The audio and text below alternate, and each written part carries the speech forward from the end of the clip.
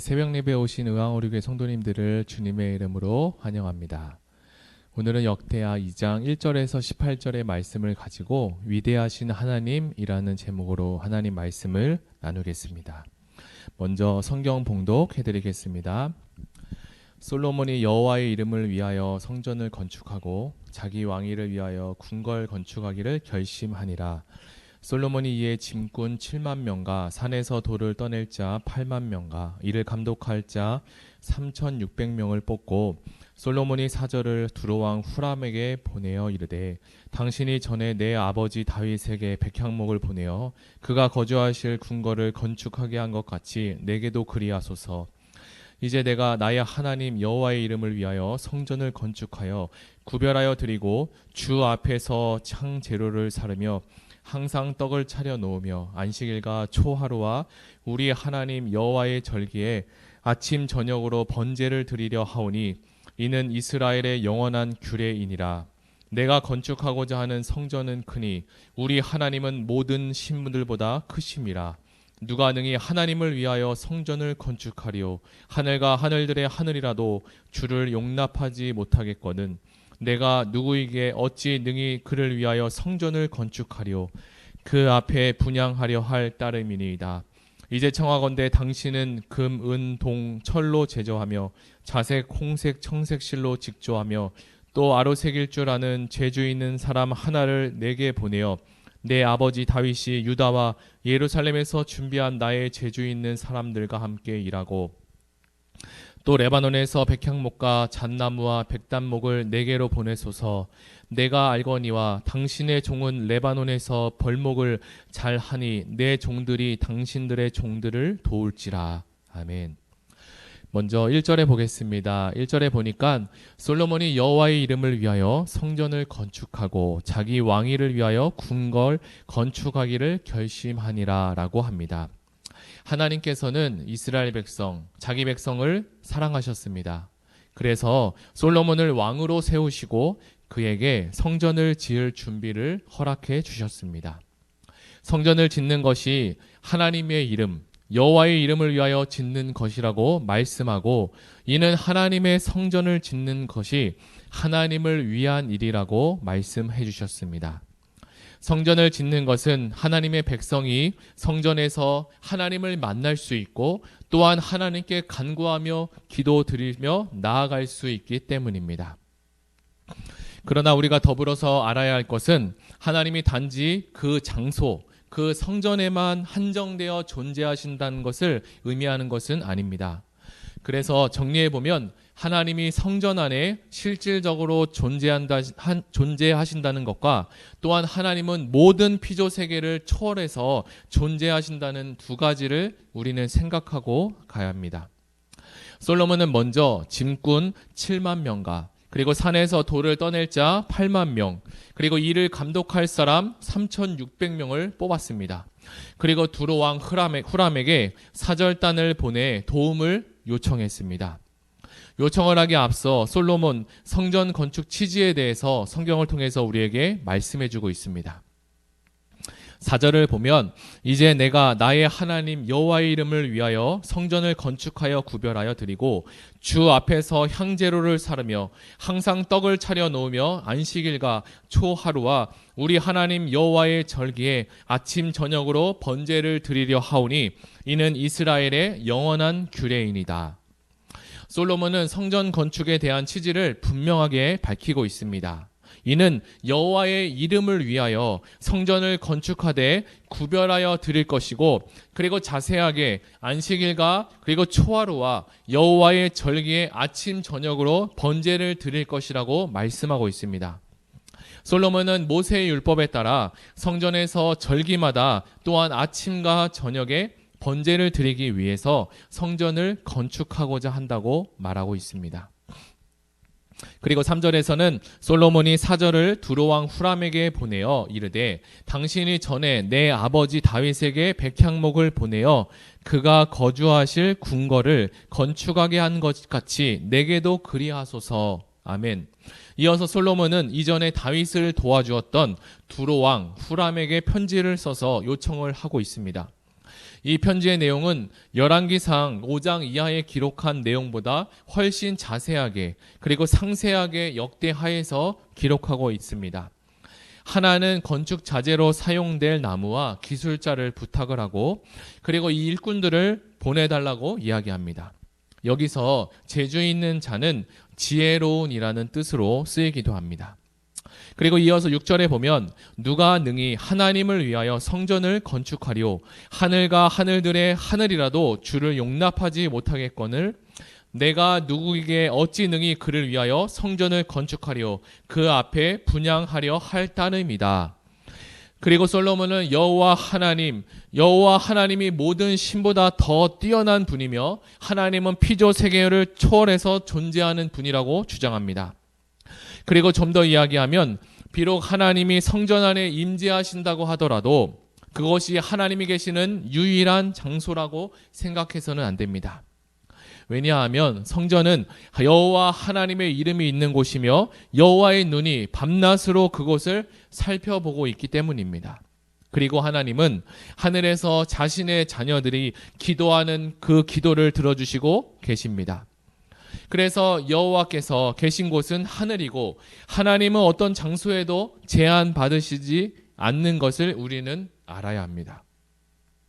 심지어 하늘들의 하늘이라도 하나님을 가두거나 품을 수 없습니다. 하나님은 공간에 제약을 받지 않고 공간에 제한받지 않으시며 공간을 초월하시는 분이기 때문입니다. 이제 11절에서 12절을 보겠습니다. 두로왕 후람이 솔로몬에게 답장하여 이르되 여호와께서 자기 백성을 사랑하심으로 당신을 세워 그들의 왕을 삼으셨도다. 후람이 또 이르되 천지를 지으신 이스라엘의 하나님 여호와는 송축을 받으실지로다.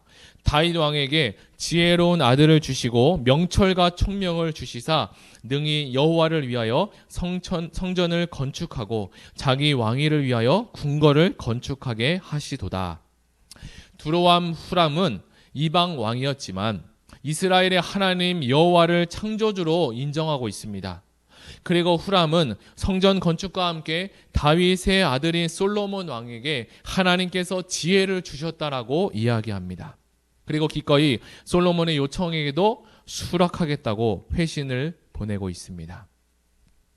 오늘 본문을 통해서 우리가 생각해 볼 것이 있습니다. 오늘 본문을 통해서 하나님은 어떤 분이신가? 본문 5절에서 6절에 나와 있듯이 하나님은 모든 신들보다 크신 분이고 하늘 위에 하늘마저도 그분을 모시기에 좁을 터인데 누가 하나님을 모실 성전을 지을 수 있겠는가라고 고백이 나옵니다. 하나님 외에 다른 신들은 사람들이 생각하고 또한 사람들이 만든 신입니다. 그러니 창조주 되시고 온 우주 만물을 창조하신 하나님과는 비교도 할 수 없습니다.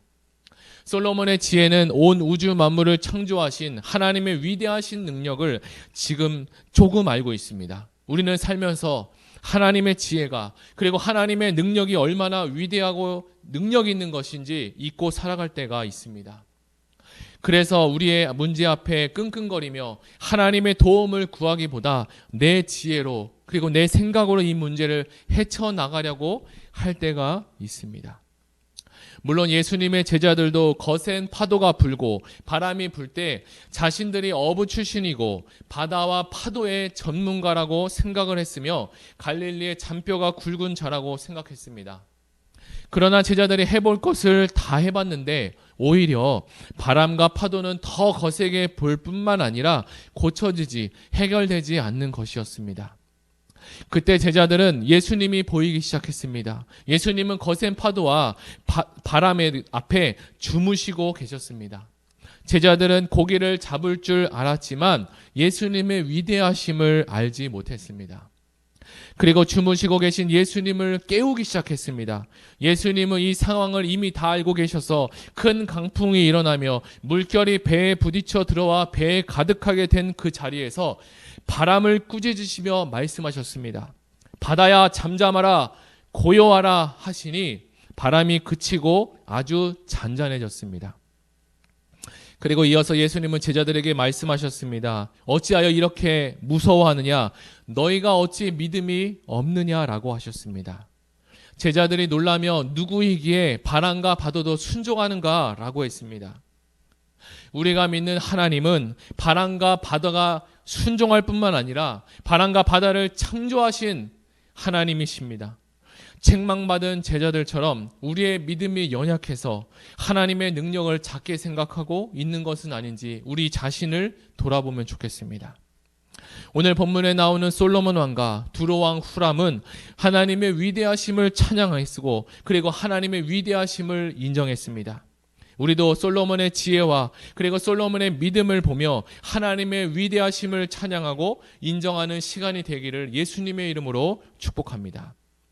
이 시간 다 같이 기도하기를 원합니다.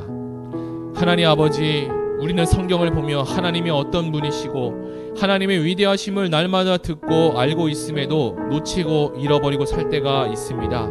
오늘 들은 말씀을 생각하며 하나님의 위대하심을 바로 알고 솔로몬과 같이 하나님을 찬양하고 영광 돌리는 자가 되게 하여 주시옵소서. 이제 곧 추수감사절입니다. 한 해 동안 살면서 하나님께서 인도하시고 보호하시고 지켜주신 은혜에 감사하는 자가 되게 하시고 형식적인 감사가 아니라 우리 마음으로부터 나오는 진실한 감사가 이루어지게 하여 주시옵소서. 이 시간에 다 같이 기도하시며 나가겠습니다. 하나님 아버지 감사합니다. 우리와 함께 하여 주시고 오늘도 말씀을 통해서 솔로몬 왕과 두로 왕 히람을 통해서 우리에게 말씀하셨는데 두로 왕 후람이 하나님을 알고 그리고 솔로몬 왕이 하나님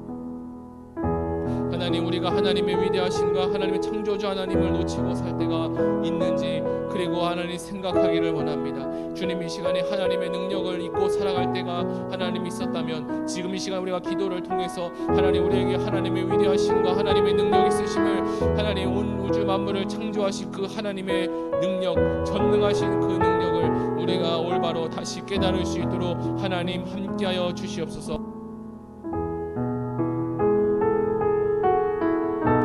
하나님의 은혜가 충만하게 하여 주시옵소서. 오늘도 하나님이 역사하실 줄 믿습니다. 우리 마음 가운데 한 주를 살아갈 때마다 세임과 능력을 더하여 주시고 주었던 솔로몬 왕에게 주었던 그 지혜와 그 능력을 주님 우리에게 허락하여 주셔서 하루하루 살아갈 때마다 붙들어 주시옵소서. 하나님 아버지 감사합니다.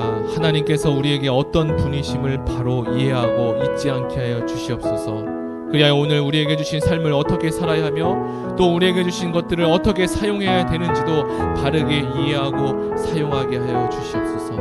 감사드립니다. 예수님의 이름으로 기도드립니다. 아멘. 들은 말씀을 생각하며 개인 기도하시겠습니다.